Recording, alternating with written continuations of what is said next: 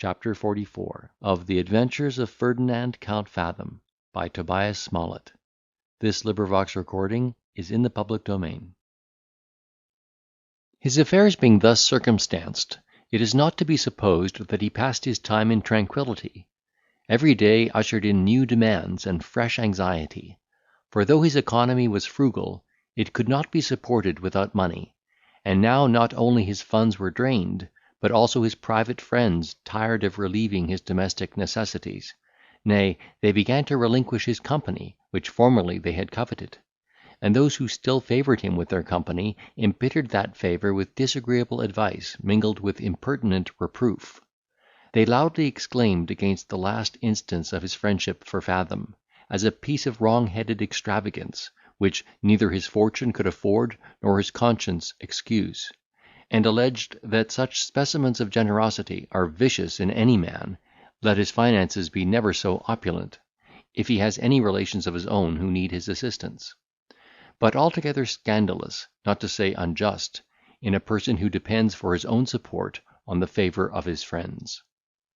These expostulations did not even respect the beauteous, the accomplished, the gentle-hearted, the orphan Monimia, although they owned her perfections, and did not deny that it would be highly meritorious in any man of fortune to make her happy. They disapproved of Renaldo's attachment to the fair beggar, made light of that intimate union of hearts which subsisted between the two lovers, and which no human consideration could dissolve; and some of them, in the consummation of their prudence, ventured to hint a proposal of providing for her in the service of some lady of fashion. Any reader of sensibility will easily conceive how these admonitions were relished by a young gentleman whose pride was indomitable,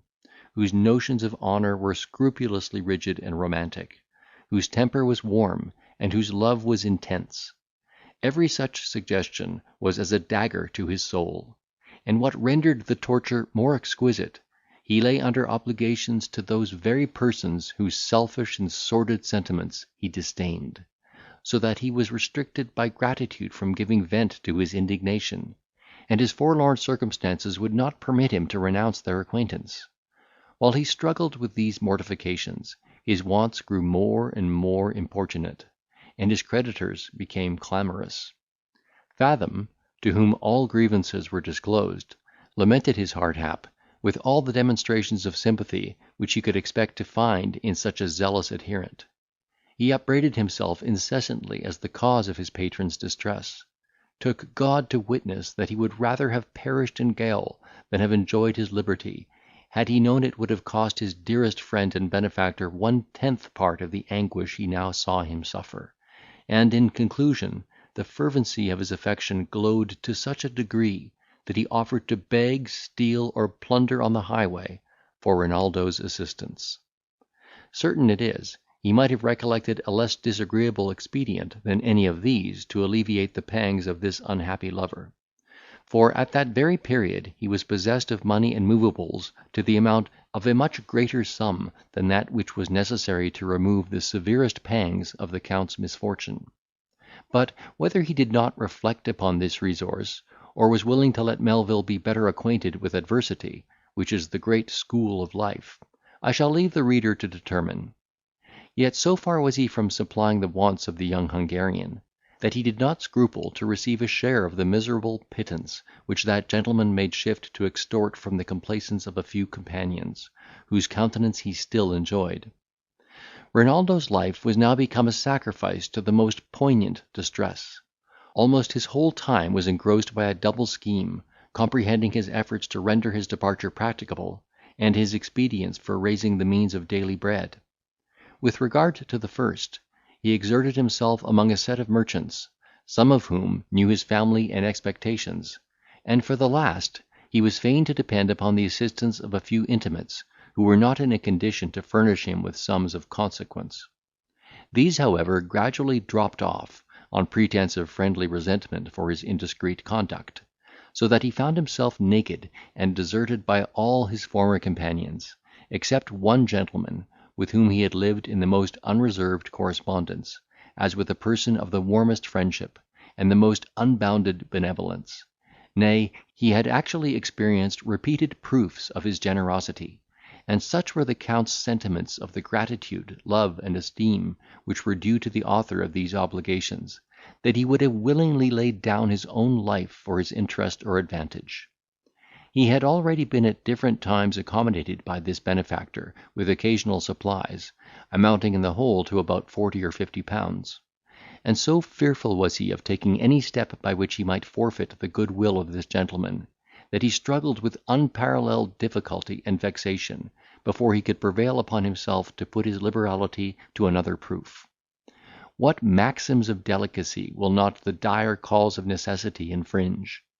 Reduced to the alternative of applying once more to that beneficence which had never failed him, or of seeing Monimia starve, he chose the first, as of two evils the least, and entrusted Fathom with a letter explaining the bitterness of his case. It was not without trepidation that he received in the evening from his messenger an answer to this billet. But what were his pangs when he learned the contents! The gentleman, after having professed himself Melvil's sincere well-wisher, gave him to understand that he was resolved for the future to detach himself from every correspondence which would be inconvenient for him to maintain; that he considered his intimacy with the Count in that light; yet, nevertheless, if his distress was really as great as he had described it, he would still contribute something towards his relief, and accordingly had sent by the bearer 5 guineas for that purpose, but desired him to take notice that, in so doing, he laid himself under some difficulty. Renaldo's grief and mortification at this disappointment were unspeakable. He now saw demolished the last screen betwixt him and the extremity of indigence and woe. He beheld the mistress of his soul abandoned to the bleakest scenes of poverty and want, and he deeply resented the lofty strain of the letter, by which he conceived himself treated as a worthless spendthrift and importunate beggar. Though his purse was exhausted to the last shilling, though he was surrounded with necessities and demands, and knew not how to provide another meal for his fair dependent, he, in opposition to all the suggestions and eloquence of Fathom, dispatched him with the money and another billet, intimating in the most respectful terms that he approved of his friend's new adopted maxim, which for the future he should always take care to remember,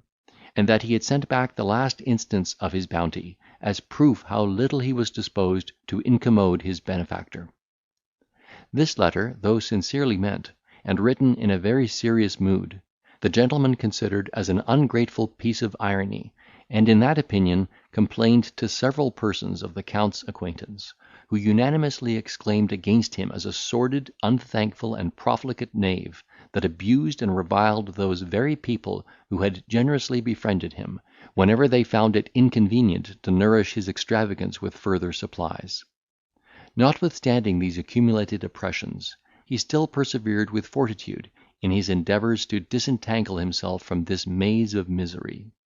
To these he was encouraged by a letter about this time he received from his sister, importing that she had good reason to believe the real will of her father had been suppressed for certain sinister views,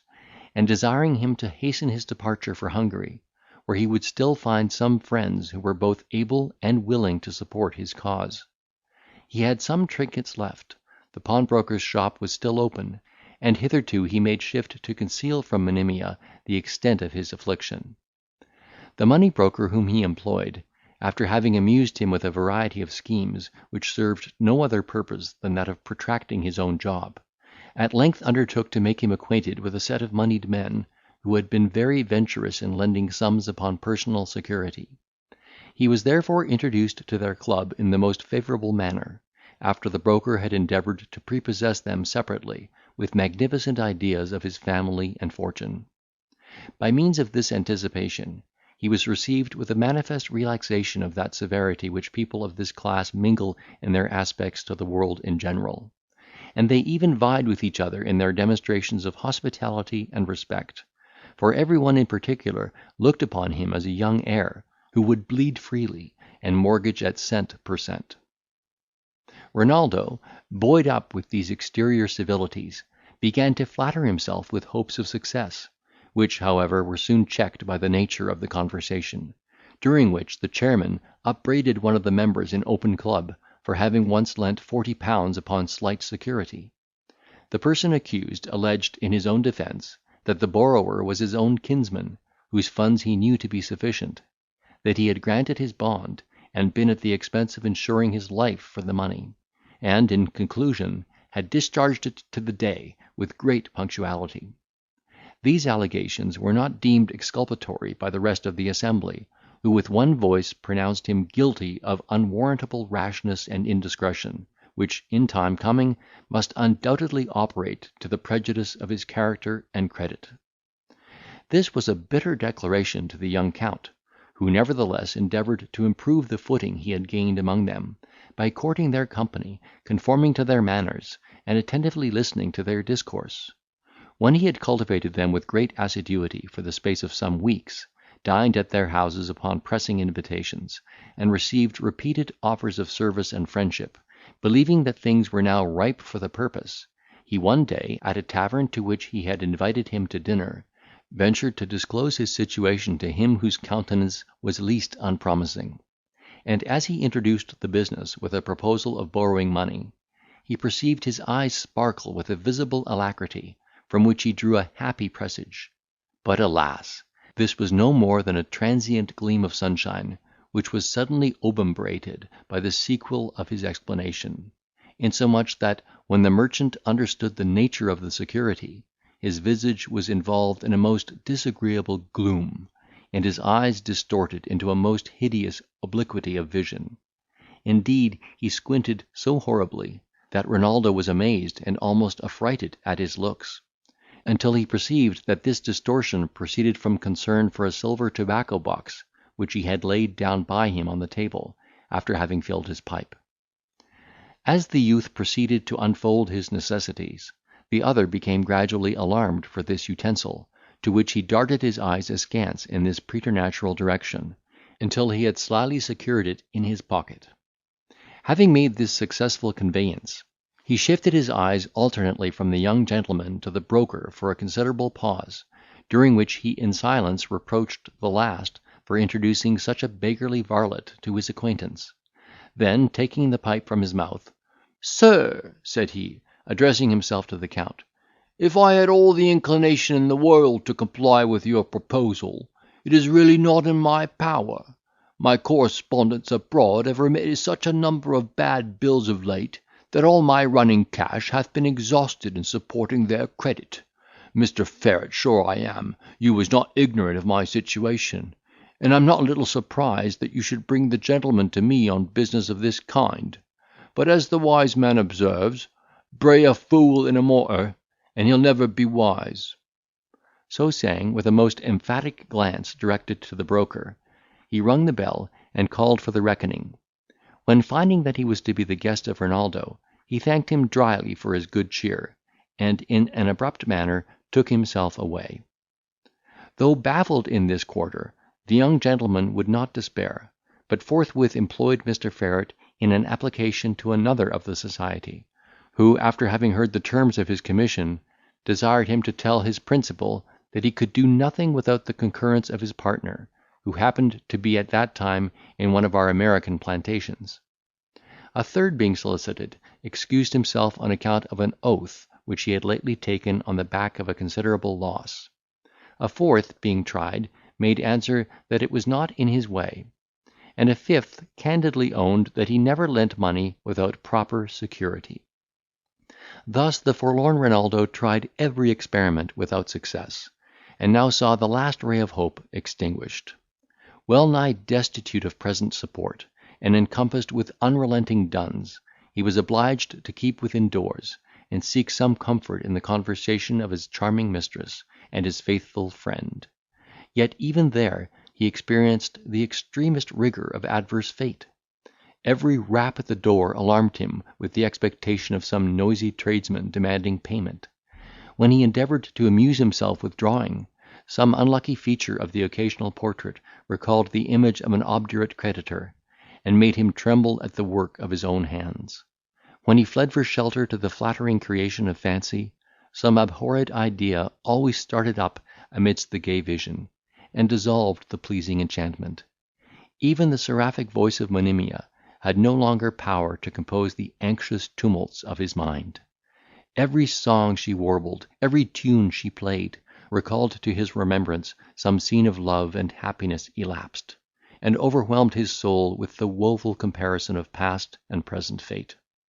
He saw all that was amiable and perfect in woman, all that he held most dear and sacred upon earth, tottering on the brink of misery, without knowing the danger of her situation, and found himself unable to prevent her fall, or even to forewarn her of the peril; for, as we have already observed, his soul could not brook the thought of communicating the tidings of distress to the tender-hearted Monimia. Chapter 44